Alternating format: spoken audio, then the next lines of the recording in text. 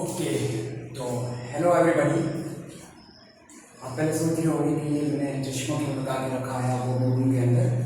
तो वो इसलिए एक्चुअली मेरी आइज में इन्फेक्शन हो गया है, तो मैं नहीं चाहता कि तुम लोगों को भी वो हो जाए। अच्छा, हम नया टॉपिक स्टार्ट करेंगे, मोल कंसेप्ट। ये एक ऐसा टॉपिक है जो हर जगह पर वो समझ लें कि केमिस्ट्री की एबीसी से शुरू होती है।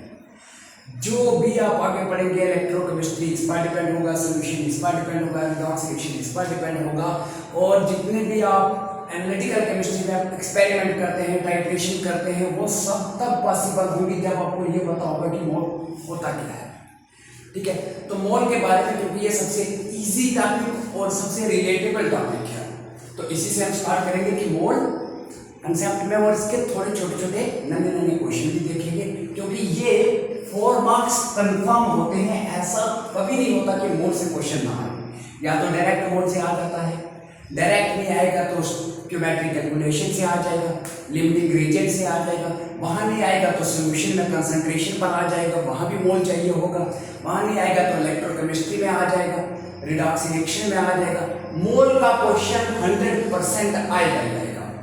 ठीक है, कभी मिनिमम मॉलिक्यूलर मास निकालने के लिए आ जाएगा। तो इसलिए मोल बहुत ज्यादा इंपॉर्टेंट टॉपिक है। तो पहले मोल होता क्या है, मैं बहुत सिंपल लैंग्वेज में आपको बताने की कोशिश करूंगा। डेफिनेशंस क्योंकि हमारे काम की नहीं है, हमको डेफिनेशंस नहीं लिखनी है, लेकिन हाँ समझ होनी चाहिए। तो मोल क्या होता है एक्चुअल में, जैसे आपने सुना होगा ना कि हम किसी भी बड़े नंबर को, हमने एटॉमिक मास किससे निकाला था भाई। इस मोल कंसेप्ट के लिए आपको सिर्फ 2 चीजें पता होनी चाहिए। क्या? एटॉमिक मास क्या होता है, एटॉमिक मास जो आपने पहले ही करे हुए हैं, पिछले टॉपिक में किए थे, और मॉलिक्यूलर मास क्या होता है भाई। एक मॉलिक्यूल में सारे एटम के मास को ऐड कर दो तो वो मॉलिक्यूलर मास होता है, और इनके यूनिट्स क्या थे, ये AMU में थे, ग्राम में नहीं थे भाई। एटम बहुत छोटा था तो ग्राम में नहीं निकल पाया। एक एटम का मास AMU में हमने निकाला, एक नया यूनिट निकाल दिया, एटॉमिक मास यूनिट, और उसमें हमने मास को निकाल दिया था, और कार्बन को स्टैंडर्ड मानकर कि कार्बन का मास 12 AMU है, तो फिर बाकी वालों का उसके रिलेशन में निकाला गया। ठीक है, बस ये एटॉमिक मास और मॉलिक्यूलर मास अगर आपको पता है तो बस मोल हो गया, मोल तो हर बार है। अब मोल में होता क्या है, ध्यान से सुनिए। मोल बेसिकली ये क्या है, ये एक काउंटिंग यूनिट है, केमिकल का काउंटिंग यूनिट है। जैसे हमने 7 फंडामेंटल क्वांटिटीज पढ़ी थी ना, उसमें एक क्वांटिटी क्या होती है, जैसे लेंथ होता है, टाइम होता है, मास होता है, उसमें एक क्वांटिटी होती है अमाउंट की, कोई चीज कितनी है, नंबर में कितनी है। तो ये काउंटिंग यूनिट है किसके लिए, टू कैलकुलेट। काउंटिंग ऐसा यूनिट है फॉर अमाउंट ऑफ सब्सटेंस, कि कोई चीज कितनी है नंबर में। तो अमाउंट ऑफ सब्सटेंस के लिए ये काउंटिंग यूनिट होता है, बस और कुछ नहीं है। क्योंकि केमिस्ट्री में हम किससे डील करते हैं, एटम, आयन, मॉलिक्यूल, और ये बहुत छोटे होते हैं। तो जब भी हम कोई रिएक्शन या कैलकुलेशन करेंगे तो हम अगर इनको सही में लिखेंगे ना, तो यार ऐसे लिखने पड़ेंगे। 15 trillion carbon atom react with 19 trillion billion trillion करते रहेंगे तो ट्रिलियन बिलियन में ही पेज खत्म हो जाएगा, कुछ काम का होगा नहीं। इसलिए क्योंकि वो बहुत छोटे होते हैं, और छोटी सी आप क्वांटिटी, अगर छोटा सा भी एक सैंपल लेंगे तो उसके अंदर बहुत ज्यादा होते हैं, इतने ज्यादा होते हैं। अभी मैं आपको ये नंबर से कंपेयर करके बताता हूँ। तो ये सिंपली क्या होता है, एक काउंटिंग यूनिट होता है। अब कितने नंबर को हम एक मोल कहेंगे, तो ये पहले निकाला, क्योंकि हमने मास किससे निकाला था, मास निकाला था कार्बन को 12 मानकर, कि कार्बन का 12 आइसोटोप का मास अगर 12 है तो फिर बाकी वालों का क्या आएगा, उससे हमने मास निकाला था। तो सेम इसी तरह से हम क्या करेंगे कि कार्बन का, ध्यान से सुनिएगा, इधर फोकस रखिएगा, 1 मिनट में डेफिनेशन क्लियर हो जाएगी। 1 कार्बन एटम, इसका मास कितना है, इसका मास कितना था, 12 AMU। मैं C12 आइसोटोप की बात कर रहा हूं। तो 1 कार्बन एटम का मास कितना था, 12 AMU, 12 ग्राम नहीं, 12 AMU। अब सपोज कीजिए कि मैंने यहां पर क्या ले लिए, कार्बन के एटम ले लिए। ठीक है, तो एक कार्बन एटम का मास है 12 AMU, तो 2 कार्बन एटम का मास कितना हो जाएगा, 24 AMU। लेकिन एक्चुअल में मास का यूनिट क्या होता है, मास का यूनिट तो ग्राम किलोग्राम होता है। तो मैंने एक बीकर में कार्बन ले लिया और कितना कार्बन लिया, मैंने वेट करके लिया टोटल 12 ग्राम कार्बन लिए, 12 ग्राम कार्बन लिया मैंने, बिल्कुल ध्यान रखिएगा, 12 ग्राम कार्बन लिया। तो 12 ग्राम कार्बन में बहुत सारे कार्बन के एटम आए होंगे। तो एक कार्बन एटम जिसका मास 12 mu है, 2 carbon atom, 3 carbon, 4 carbon, 5 carbon करते करते करते करते तो पहले 1 ग्राम कार्बन बन गया, फिर और डाला 2 ग्राम, 3 ग्राम, 4 ग्राम, 12 ग्राम। तो 12 ग्राम कार्बन में टोटल कितने कार्बन के एटम आएंगे, इतने इस एंटिटी को, जो total number of carbon atom आए ना 12 ग्राम कार्बन में, इतनी एंटिटी को क्या बोलते हैं, 1 मोल। क्या बोलते हैं, 1 मोल। तो 1 मोल की डेफिनेशन क्या होती है, 1 मोल इज किसके बराबर होगा 1 मोल, भाई कोई भी एंटिटी जो किसके बराबर हो, एनी एंटिटी, भाई डेफिनेशन में क्या लिखेंगे कि 1 मोल क्या होता है, कोई भी एंटिटी जो किसके बराबर हो, एग्जैक्टली 12 ग्राम ऑफ कार्बन के अंदर जितने एटम होते हैं उतनी कोई भी एंटिटी हो। 1 मोल क्या होता है, अमाउंट ऑफ सब्सटेंस, ऐसी कोई भी चीज, कितना अमाउंट होना चाहिए, which has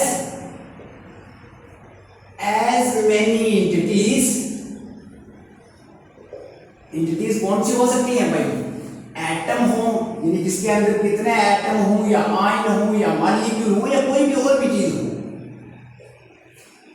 which has as many entities as there are number of carbon present in carbon atom present in 12 gram of C12 isotope. यही पॉइंट जो मैंने आपको बताया कि 12 ग्राम कार्बन के अंदर जितने कार्बन के एटम होते हैं, इतनी कोई भी चीज हो तो उसको 1 मोल बोलेंगे, इतनी कोई भी चीज होगी तो उसको क्या बोलेंगे, 1 मोल बोलेंगे। अब 12 ग्राम कार्बन के अंदर कार्बन के एटम होते कितने हैं, तो मैंने पहले आपको क्या बताया कि कार्बन का एटॉमिक मास क्या लिया था हमने, 12 AMU। बाद में मास स्पेक्ट्रोस्कोपी से पता चला कि 1 AMU होता कितना है, तो 1 AMU का मास निकाला गया ना, 1 न्यूक्लियर। भाई जो पहले एटॉमिक मास पता क्या होता है, एटॉमिक मास यही होता है कि रिलेटिव एटॉमिक मास क्या होता है कि टोटल उसके अंदर न्यूट्रॉन प्रोटॉन कितने हैं, और उस रिलेटिव एटॉमिक मास को AMU से मल्टीप्लाई कर दो तो वो बन जाता है एटॉमिक मास। बस उसके साथ AMU लगाना होता है तो वो क्या बन जाता है, एटॉमिक मास। तो एक्चुअल में उसका मास होता कितना है, 1.67 इंटू 10 की पावर -24। अगर कोई मास एक्चुअल यूनिट मास का क्या है, AMU तो नहीं है, AMU तो हमने बनाया था नया अपनी तरफ से। एक्चुअल मास का यूनिट क्या होता है, ग्राम। तो 1 AMU कितने ग्राम होता है, 1.67 इंटू 10 की पावर -24 ग्राम। किलोग्राम में लेके तो 27 हो जाएगा, तो 24 ग्राम, इतने ग्राम का 1 AMU होता है। ये सोचिए ये कितना छोटा कितना छोटा कितना छोटा है कि 0.0000000 20 जीरो के बाद 167 ग्राम, इतने ग्राम होता है कौन, 1 AMU। इतने ग्राम होता है 1 AMU। तो अब हम इससे निकालेंगे क्या कि कार्बन का मास कितना है। तो ध्यान से सुनाइए, तो कार्बन का एक एटम का मास कितना होगा, एक एटम का मास कितना है, 12 AMU। एक एटम का मास कितना है, 12 AMU। ध्यान से सुनाइए, 1 कार्बन एटम किसके बराबर है, 12 AMU। 12 AMU, इसका मतलब 12 इंटू 1.67 इंटू 10 की पावर -27 ग्राम, ये 1 कार्बन एटम का मास है। ये क्या है, मास ऑफ 1 कार्बन एटम। हमको निकालना क्या है कि 12 ग्राम के अंदर कितने कार्बन एटम होंगे। पहले मैं सिंपल से आपको एग्जांपल बताता हूं कि अगर आपके पास एक बॉक्स दिया हुआ है और आपको पता करना है कि बॉक्स में कितने सेब है, बॉक्स में कितने सेब है, तो आपको ये बोल दिया जाए कि एक सेब 1 एप्पल कितना है, 1 एप्पल है 2 ग्राम, और जिस बॉक्स में एप्पल है वो टोटल बॉक्स कितना है, बॉक्स का 50 ग्राम। तो बताएं उसमें एप्पल कितने होंगे, भाई एक एप्पल 2 ग्राम का, और बॉक्स में टोटल एप्पल जो है वो है 50 ग्राम, तो उसमें टोटल एप्पल कितने निकलेंगे। तो अब क्या करेंगे, नंबर ऑफ एप्पल का फॉर्मूला क्या होगा, नंबर ऑफ एप्पल कैसे निकलेंगे कि टोटल मास कितना है, टोटल मास है 50 ग्राम और डिवाइड करेंगे किससे, मास ऑफ 1 एप्पल से। तो 1 एप्पल का मास कितना है 2 ग्राम, तो क्या आ जाएगा, इसका मतलब आपके पास 25 एप्पल थे। यानी फार्मूला क्या लगाया कि नंबर निकालने के लिए नंबर ऑफ एंटिटी या नंबर ऑफ एप्पल क्या था कि टोटल मास कितना था आपके पास और मास ऑफ 1 आर्टिकल यानी 1 एप्पल कितना था। तो सेम हमने भी क्या निकालना है, हमने यही तो निकालना है कि 12 ग्राम कार्बन के अंदर कार्बन के एटम कितने होते हैं, तो टोटल मास कितना आ गया 12 ग्राम। तो number of carbon atom in 12 gram carbon, तो इसका भी क्या फॉर्मूला होगा, तो नंबर ऑफ कार्बन एटम कितने होंगे, टोटल मास कितना है 12 ग्राम और mass of 1 carbon atom divided by mass of 1 carbon atom. 1 carbon atom का मास कितना है, 1 कार्बन एटम का मास है 12 इंटू 1.67 इंटू 10 की पावर -24 ग्राम। तो ग्राम ग्राम तो कट गए, 12 और 12 भी कट गए, तो इसका मतलब नंबर ऑफ कार्बन एटम, कितने कार्बन एटम बच गए, ये आपको ये कैलकुलेट नहीं करना है, मैं सिर्फ आपको बता रहा हूं कि वैल्यू आएगी कैसे कभी, क्योंकि क्यूरियोसिटी जब तक आपके माइंड में नहीं ना होगी ये वैल्यू यही क्यों आई। अगर जो हम अभी वैल्यूज की निकालेंगे कि 6.022 इंटू 10 की पावर 23 क्यों आई, भाई रोड फिगर में ले लेते, कुछ सीधा कर लेते ना 5 इंटू 10 की पावर 25, कोई मिलियन बिलियन ट्रिलियन का मल्टीपल ले लेते, ये इतनी वैल्यू क्यों आई, उसका बेनिफिट भी देखिएगा। तो वो आई कैसे कि 12 तो कट गए, तो बचा क्या 1/1.67 इंटू 10 की पावर -24। तो इस नंबर का यानी 1 से जब इस नंबर को डिवाइड किया जाता है तो ये वैल्यू पता कितनी आती है, ये वैल्यू आएगी 6.022 इंटू 10 की पावर 23। तो नंबर ऑफ कार्बन एटम कितने होंगे 6.022 इंटू 10 की पावर 23। और हमने क्या बोला ये कितने कार्बन एटम है 12 ग्राम है, number of carbon in 12 gram carbon, 12 gram carbon 12 में नंबर ऑफ एटम कितने आ गए 6.022 इंटू 10 की पावर 23। तो इसी को क्या बोलते हैं कि जो ऐसी कोई भी चीज जो किसके बराबर हो कि जितने 12 ग्राम कार्बन के अंदर नंबर ऑफ कार्बन एटम है और वो नंबर ऑफ कार्बन एटम निकले कितने, वो निकले 6.022 इंटू 10 की पावर 23, उसी को 1 मोल बोलते हैं। तो इसका मतलब 1 मोल किसके बराबर होता है, ये कैलकुलेशन लिखनी नहीं है, ये सिर्फ मैं आपको समझा नहीं, इसको नहीं लिखना, इसको लिखना नहीं है, ये मैं बस आपको बता रहा हूं। अच्छा, तो इसका मतलब 1 मोल किसके बराबर होता है, तो एक्चुअल में 1 मोल किसके बराबर होता है, ये जो नंबर होता है ना कि 12 ग्राम कार्बन के अंदर कितने कार्बन एटम है, ये नंबर इतना इंपॉर्टेंट हो गया कि इस नंबर के लिए एक स्पेशल नाम रख दिया गया। इस नंबर को बोलते हैं क्या, एवोगाड्रो नंबर। तो 1 मोल बेसिकली किसके बराबर होता है, 1 mole is equal to 6.022 into 10 की पावर 23, 10 की पावर 23। और इसी नंबर को क्या बोलते हैं, यानी 1 mole is equal to Avogadro number, 1 mole is equal to Avogadro number of species. कोई भी चीज हो, कोई जरूरी नहीं है, जैसे मैं आपको और एग्जांपल बताता हूं, जैसे हम क्या बोलते हैं 12 होते हैं, तो 12 को क्या बोल देते हैं 1 डजन, 12 को क्या बोल देते हैं डजन। इसी तरह से अगर 100 हो जाए तो उसको क्या बोलते हैं सेंचुरी, क्या बोलते हैं सेंचुरी। सेम इसी तरह से बढ़ते बढ़ते अगर कोई चीज इतनी हो जाए 6022 आगे 0000000 आगे 20 जीरो है, तो इतने बड़े नंबर को क्या बोलते हैं 1 मोल, यानी 6.022 इंटू 10 की पावर 23, इसको बोलते हैं 1 मोल। और ये नंबर इतना बड़ा होता है, इतना बड़ा होता है, इतना बड़ा होता है कि आप सोच नहीं सकते ये कितना बड़ा होता है। आप यूं समझ लें कि आप पैदा होने से लेकर डेथ तक, मरते दम तक एक आदमी पूरी लाइफ में, फुल लाइफ में एक बंदा 1 मोल सांसें नहीं लेता है, 1 मोल टाइम उसका हार्ट नहीं धड़कता है, उसका दिल पूरी लाइफ में इतना नहीं धड़कता है। ये इतना बड़ा नंबर होता है कि आप यूं समझ लें कि पूरे इंडिया में अगर जो चावल होते हैं ना, चावल, तो एक एक दाना अगर चावल का निकाल कर गिना जाए तो 1 मोल चावल के दाने पूरे इंडिया में नहीं होंगे। एक साल के पिछले 10 साल में भी 1 मोल दाने पूरे इंडिया में क्या पूरे वर्ल्ड में भी नहीं होंगे। ये इतना बड़ा नंबर होता है, इतना बड़ा नंबर होता है। इसको क्या बोलते हैं? 1 मोल। अगर आपके पास 1 मोल रुपीज हूं और आप इनको खर्चना स्टार्ट कर दें और किस स्पीड से, अय्याश बन जाए आप। भाई क्या करें?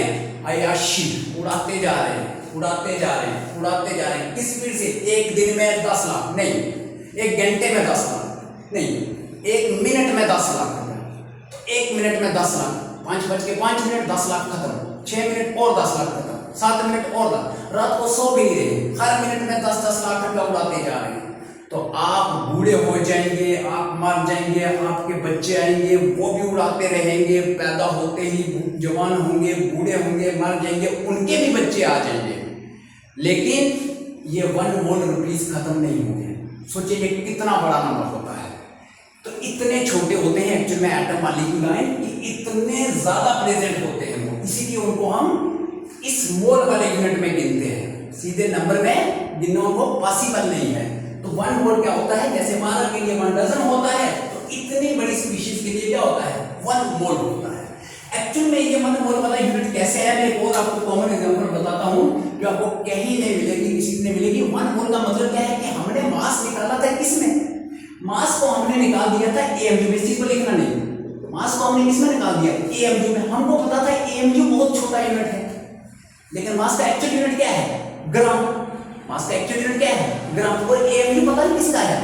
और न्यूक्लियस के अंदर क्या है? न्यूट्रॉन और प्रोटॉन, इनको कलेक्टिवली क्या बोलते हैं? न्यूक्लियन। तो बेसिकली न्यूक्लियस के अंदर है न्यूक्लियन। तो 1 न्यूक्लियन के मास को क्या बोलते हैं? 1 एएमयू। क्या बोलते हैं? 1 एएमयू, 1 न्यूक्लियन के मास। तो एएमयू बहुत छोटा यूनिट है। मास का एक्चुअल यूनिट क्या होता है? ग्राम। मास का एक्चुअल यूनिट क्या है? ग्राम। तो जैसे आप देखते हैं ना कि सेंटीमीटर एक यूनिट है, और इसी तरह से हम सेंटीमीटर से क्या बनाना है? किलोमीटर। तो किसी नंबर से क्या करना पड़ेगा? मल्टीप्लाई करना पड़ेगा कि 1 किलोमीटर में कितने सेंटीमीटर होंगे। तो इसी तरह से अगर मास का एक्चुअल यूनिट क्या है? ग्राम है, तो 1 ग्राम कितने एएमयू मिलेंगे? तो 1 ग्राम बनेगा। तो 1 मोल एएमयू इज इक्वल टू 1 ग्राम।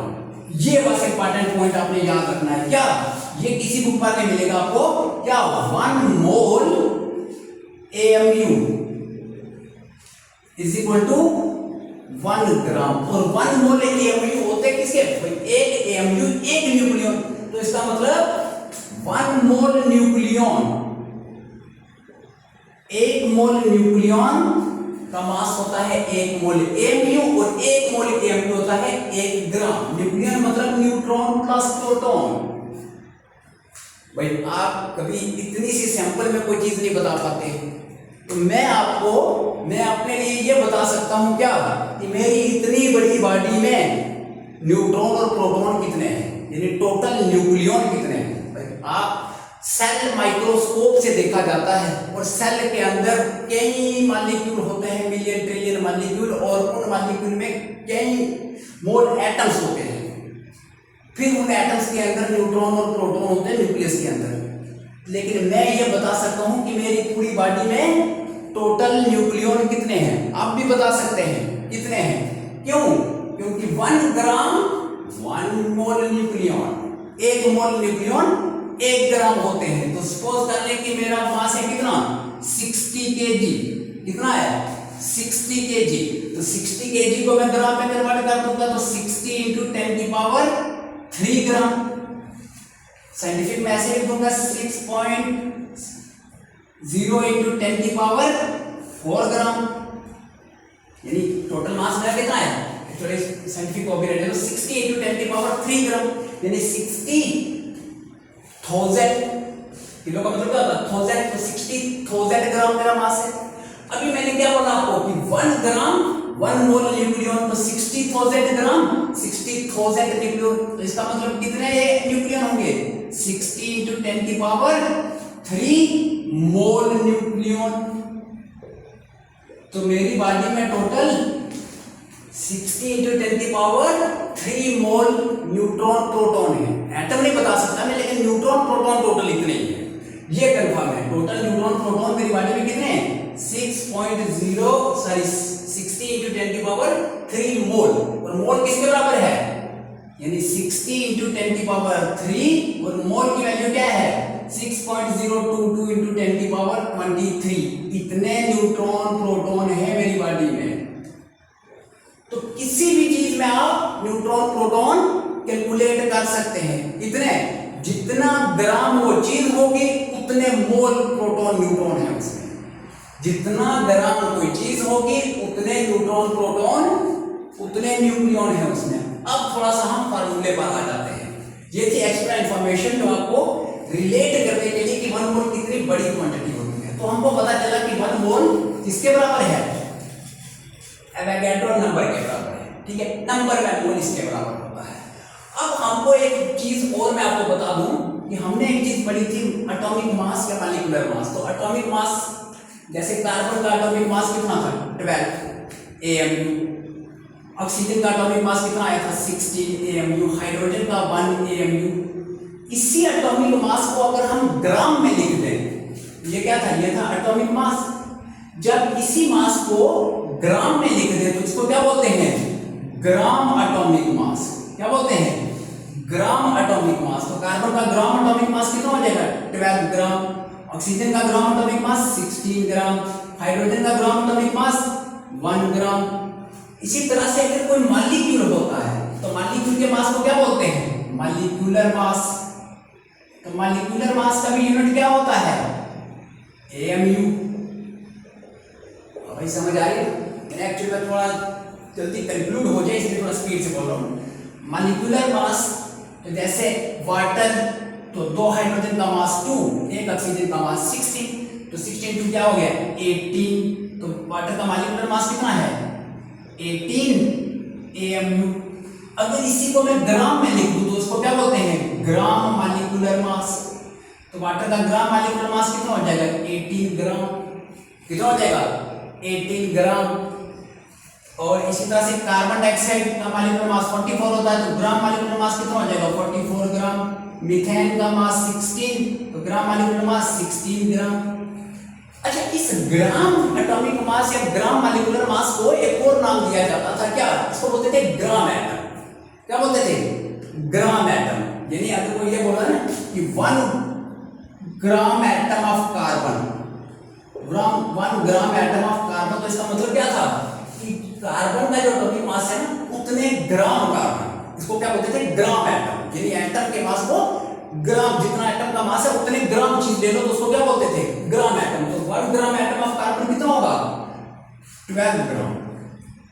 1 ग्राम नहीं लेना, इसमें कंफ्यूजन होता है कि 1 ग्राम एटम मतलब 1 ग्राम। 1 ग्राम एटम मतलब जितना इसका एटॉमिक मास है उतने ग्राम लेना है। इसी तरह से 1 इसको क्या बोलते थे? ग्राम मॉलिक्यूलर मास को क्या बोलते थे? Gram molecule. तो ग्राम एटॉमिक मास को बोलते हैं ग्राम एटम भी, और ग्राम मॉलिक्यूलर मास को बोलते हैं ग्राम मॉलिक्यूल। ये एटॉमिक मास वाली इंफॉर्मेशन थी जो मैंने आपको ग्राम एटॉमिक मास पीछे भी बताया था। एक बार इसको मैंने दोबारा इसलिए बता दिया क्योंकि इसका भी यूज होने वाला है। अब हमको कैलकुलेट करना है कि मोल निकलते कैसे हैं। अभी ध्यान से सुनो, मैंने क्या बोला कि 1 ग्राम में 1 मोल AMU होते हैं। 1 ग्राम में 1 मोल AMU होते हैं या 1 मोल न्यूट्रॉन प्रोटॉन होते हैं। तो 18 ग्राम में, अच्छा अभी मैं इसका फार्मूले से बता देता हूँ। 18 ग्राम में या किसी भी चीज के, तो ग्राम एटॉमिक मास और मॉलिक्यूलर मास समझ आ गया। अब ये डेफिनेशन खत्म होगी। मोल समझ आ गया मेरे बात? क्या होता है मोल? मोल कुछ नहीं है, जैसे 12 एक डजन होता है, 100 सेंचुरी होती है, ऐसे ही इतने बड़े नंबर को जिसको हम एवोगैड्रो नंबर बोलते हैं, इतनी कोई भी चीज हो तो उसको क्या बोलते हैं? 1 मोल बोलते हैं। ठीक है, तो 1 मोल क्या होता है? बाकी चीजों में कंफ्यूज नहीं होना है, सिंपल रखना है, जितना सिंपल हो सके उतना सिंपल रखना है। 1 मोल क्या होता है? एवोगैड्रो नंबर के बराबर कोई चीज हो तो उसको 1 मोल बोलते हैं। ये अगर मोल नंबर है, लेकिन जो भी हम मैटर लेंगे केमिस्ट्री में उसकी 2 चीजें होंगी, या तो एक तो वो नंबर में गिन लिया, फिर उसका कुछ मास होगा और या फिर उसका कुछ वॉल्यूम होगा, तो मोल मास से कैसे निकलेगा? तो मोल और मास का क्या